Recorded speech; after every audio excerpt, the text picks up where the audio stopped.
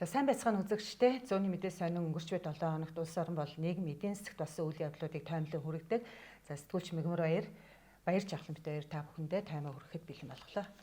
За манай зууны мэдээ сонины тогтмол болон болох амьдралын тойрог болонгийн энэ удаагийн дугаарт Монгол улсын гавьяат багш Дархан уулын аймгийн 24-р цэцэрлэгийн эрхлэгч Совдон Чимгийг бид онцлоо. Тэрээр Монгол хэл уран зохиолын багш мэрэгчлээч сургуулийн өмнөх боловсролын байгууллагаараа өглөөд 23 дахь жилийнхээ нөөрийг үзэж буй хүн юм. Совдон Чимэг багшийн хувьд одоо Дархан уулын аймгийн сургуулийн өмнөх боловсролын салбарт бас үнэтэй хувь нэмэр оруулсан юм хүн байгаа. Энэ хүнийг бид одоо онцлсон байгаа.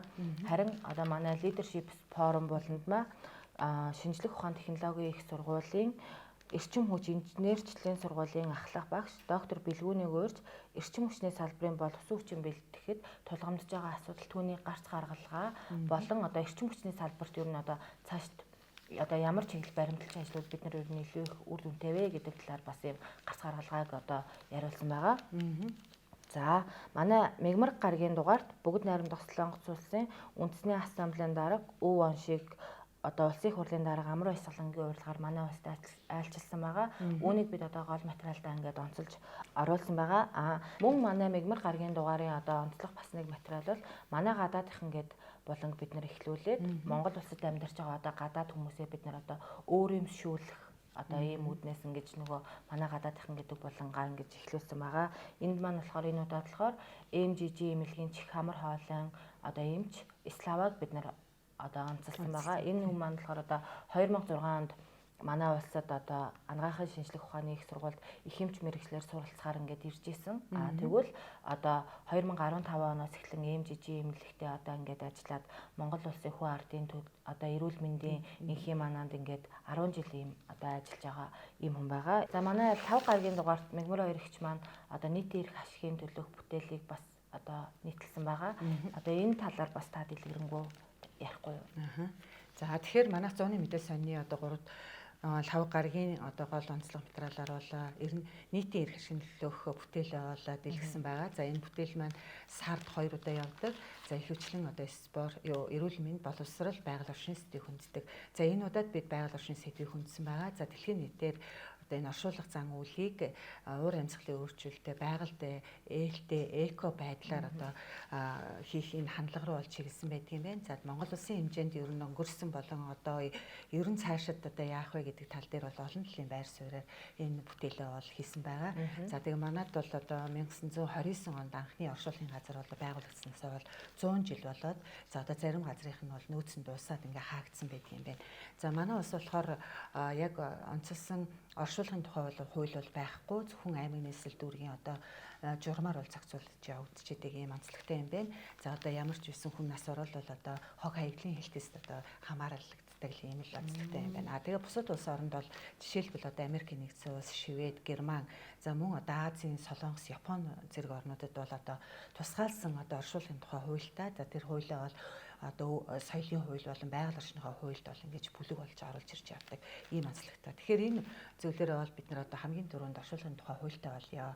Нэгдүгээрт, хоёрдугаарт одоо энэ хязгаарлагдал нөөц болсон одоо чулуу, хайрц мод тий газрыг одоо хэмнэх, одоо чанарлах одоо хэлбэр илүү шилжих, за далд орших энэ хоёр сонголтоор бол манайх явж байгаа. Гэхдээ илүү одоо байгальд ээлтэй байдлаар зохион байгуулах зам үйлийг хийх нь одоо бас чухал юм аа. Нөгөө төгөр одоо хаагдсан энэ олон газар тий Улаанбаатар хотыг тойрсон одоо 20-од буйны байгууллага одоо 800 орчим гад талбайд бол энэ оршуулгын зан үйл явагдаж байгаа юм. Лав гарагийн дугаарын бас одоо улс төрийн өрөнд маань эгийн голын усан цахилгаан станцтай одоо ерөнхий сайд очиж танилцлаа гэдэг бас материал орсон байсан.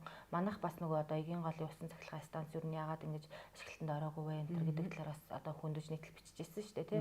Энэ талаар бас та одоо тодруулж ярих уу тий.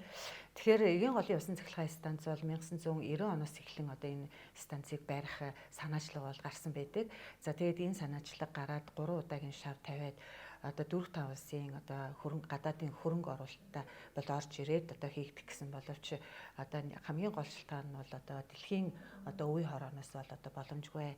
Өөрөөр хэлбэл усан цахилгаан станц, эгийн голын усан цахилгаан станц баригдсанаар байгаль нуурын одоо урсгалтай экосистем алдагдахад одоо нөлөөлнө гэдэг энэ одоо гол дүгнэлт нь бол одоо нөлөөлдөг байсан. За нөгөө нэг нөлөө нь бол мэдээж улс төрийн одоо асуудлаас болж бас ингээд хоошлогдоод тэгээ манай эрен сурвалжлага нийтлэлээр өнгөрсөн жилийн нийтлэлээр бол бид нэр эгийн голын эхлээгүй төсөл 72.8 тэрбум төгрөг зарцуулжээ.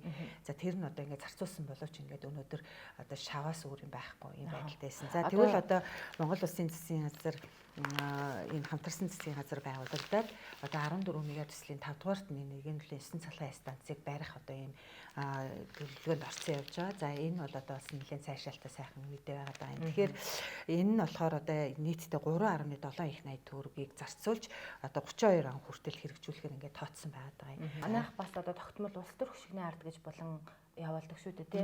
Ер нь одоо улс төрийн иргэн тойронд бас сонин сайхан нэлээд ихтэй байх шиг байна тий. Тэгвэл улс төр хөшигний ард болон лав гарагийн дугаарт ер нь ямар материал орсон бэ?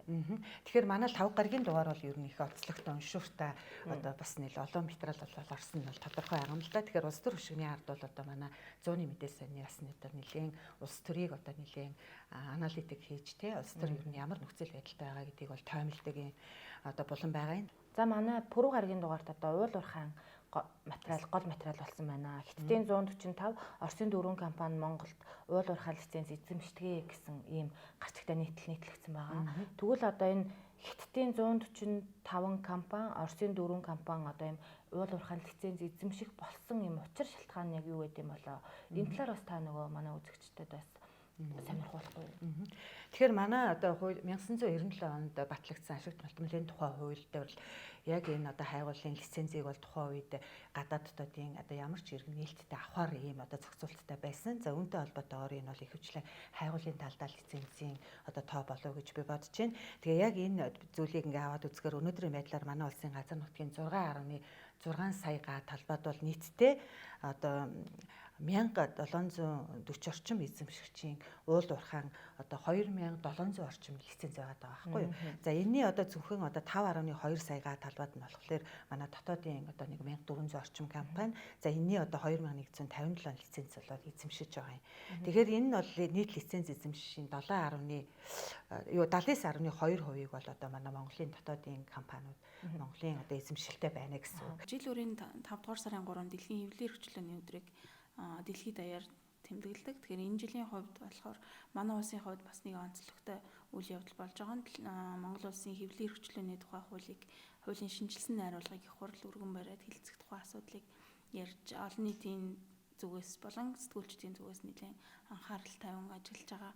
Энэ цаг үед яг дэлхийн хэвлэлийн эрхчлөөний өдөр тохиож байна. Тэгэхээр 100-ны мэдээ санийны хувьд Монголдо анхдагч гэж хэлж болохоор одоо хэвлэлийн эрхчлөөний тухай шинжилсэн хуулийн төслийг хиймэл оюун ухаан ер нь хэрхэн дүгнэж байгаа тухай асуудалд анализ өгч хиймэл оюун ухаанаар одоо энэ хуулийн ололттой болон давуу болон сул талыг одоо дүгнсэн нийтлэлийг анх удаа гаргалаа. Тэгэхээр өнгөрсөн 1-р сард Итали улсад хиймэл оюун ухаанаар анхны сониныг бүтээжсэн гэсэн мэдээллийг түгээжсэн бол 100-ны мэдээ санийны хувьд AI туршилт буюу хиймэл оюун ухаантай хамтарсан анхны нийтлэлийг бас гаргаж байгаа.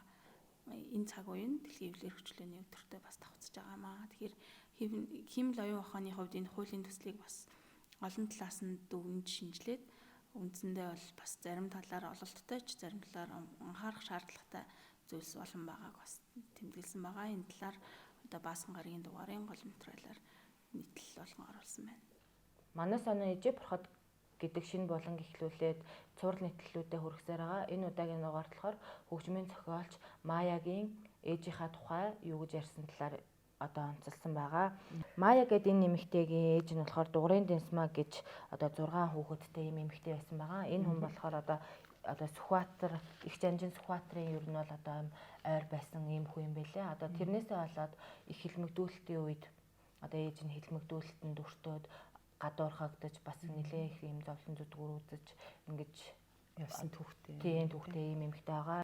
За баасан гарагийн дугаартаа болохоор бид одоо нөгөө хайгуулын лиценз эзэмшигч одоо гадаадын улс орнуудын тоо баримтуудыг бол лиценз эзэмшигчд гаргаж тавьсан бол энэ одоо Монголын ашигт малтмалын хамгийн олон лицензийг одоо яг хэн эзэмшдэг вэ гэдгийг бол одоо баасан гарагийн дугаараар бол тодорхой болгосон.